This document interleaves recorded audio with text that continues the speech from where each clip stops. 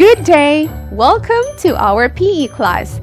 Today, we will discuss the 4 basic skills in playing darts.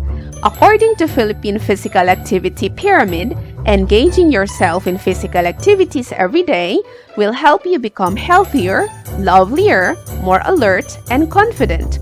One should participate each day in a variety of appropriate physical activities for at least 60 minutes to achieve optimal health and fitness benefits. One of the activities that you can do is darts. Let's go and learn more about it. Darts is a sport and target game in which 2 or more players throw small missiles, also known as darts, at a circular target known as a dartboard. In playing darts, you will learn confidence and focus. You can do this 2 to 3 times a week as a hobby. Let us know the equipment used in playing darts and their parts. First is the dartboard. A dartboard is a round playing board with rings and numbers of various values for scoring. Let's know its parts. This is called the double ring. Just inside the board from the numbers will be the outer ring or the double ring. This is a ring of hit spots for each number, alternating red and green. That denotes the double point value for that number. Next is the single ring. The single ring zone is the largest portion of the board itself. It is made up of the black and white spaces on the board that are most commonly hit during a game. These spaces are worth only the single value of the number column they belong in. This is the triple ring. The triple ring is the middle ring in the board, alternating red and green in color, just like the double ring. This zone is worth 3 times the point value of the column it belongs to. We also have the bullseye. The bullseye is the circular space in the center of the board. This is typically made up of a green outer ring and a red center dot. The green outer ring is valued at 25 points. The red center dot is valued at 50. The next equipment used in playing darts is the dart. Dart is a small, slender missile that is usually pointed at one end and feathered at the other, and is propelled by hand in the game of darts. Let's know the parts of a dart. The pointed part is called tip. This is the very tip of the dart that is used for hitting the board and sticking in, depending on the type of board used for play. The tip of a dart can either be steel-tipped, soft-tipped, or even magnetic-tipped. Next is the barrel. The barrel is the gripping point on the dart and where the bulk of the weight is placed.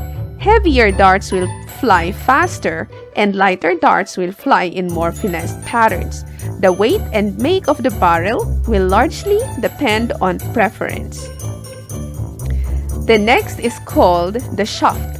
The shaft is the longest part of the dart and connects the barrel with the flight. The shaft is responsible for making sure the dart is stabilized during flight and keeps it from wobbling and remaining on track. The other end is called the flight. The flight is the very back of the dart. It is typically made up of 4 fans that are used to stabilize the trajectory of the dart. These can be made of a variety of different materials and lengths. Now that we know the equipment in playing darts, let us discuss the skills needed. First is throwing stance or precision. Stand with your feet hip-width apart behind the throw line. The throw line, also called the aki, cannot be stepped over at any time when you are throwing darts. Face the dartboard sideways with your dominant foot forward. If you are right-handed, your right foot will be forward, with your big toe just behind the throw line. Your left foot will be on the floor just behind your right foot. Turn your front foot towards the center of the dartboard. Draw an imaginary line from the center of the dartboard to the floor. Make sure your front foot is pointing towards the imaginary line on the floor. This will help to keep your dart throw straight and accurate. Maintain straight shoulders and hips. Do not slouch over or roll your hips back. Keep your shoulders and hips stacked on top of each other. Some dart players will lean their upper body slightly forward over the throw line to feel more comfortable in their stance and get closer to the board. You can do this as long as your legs or feet do not cross the throw line. However, leaning too far forward can compromise your stance and your throw. Next is gripping the dart. Your grip is dependent on two elements, the type of dart barrel you use and the finger placement that is most comfortable for you. Hold the barrel of the dart, not the shaft or flight, with at least 3 fingers. Any fingers that are not touching the barrel should remain in an open, relaxed position, not curled up into your palm. Keep your grip stable, not too firm. Darts is a game of touch rather than force. Your grip should be just tight enough to keep the dart in place and maintain control over it. Another skill is aiming the dart. Raise the dart to eye level, swing your front arm forward, gripping the dart with your fingers.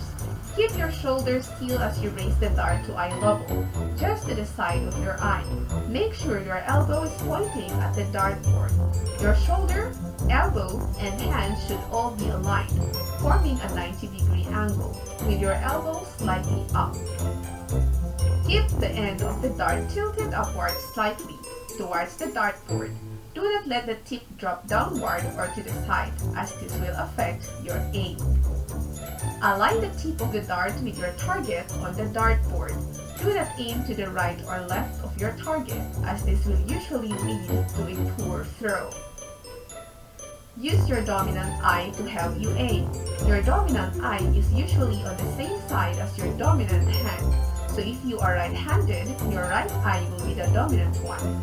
Try looking at the board with your dominant eye open and your other eye closed to help you aim. The last basic skill is throwing or releasing the dart. Darts travel along a parabolic curve similar to a rock being thrown or the bullet from a shotgun.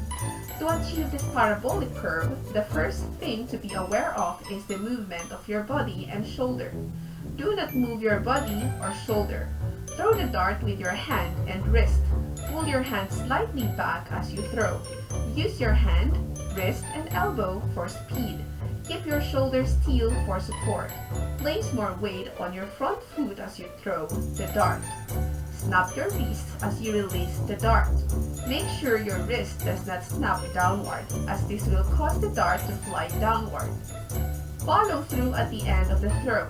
Once you have released the dart, let your arm continue in a throwing motion, so your fingers are pointing towards your target or down at the floor. Allow your arm to hover in the air for a moment before you drop it down. This will help you maintain good form at the end of your throw.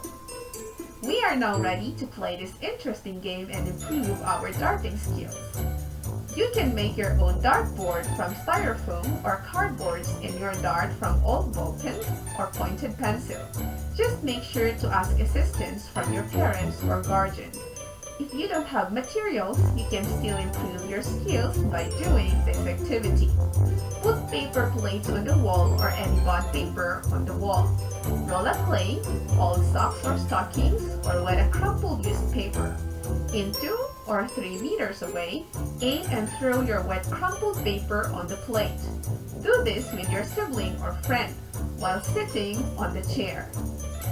Always remember to be safe. Thank you so much for joining me. Enjoy your game. See you again. Bye!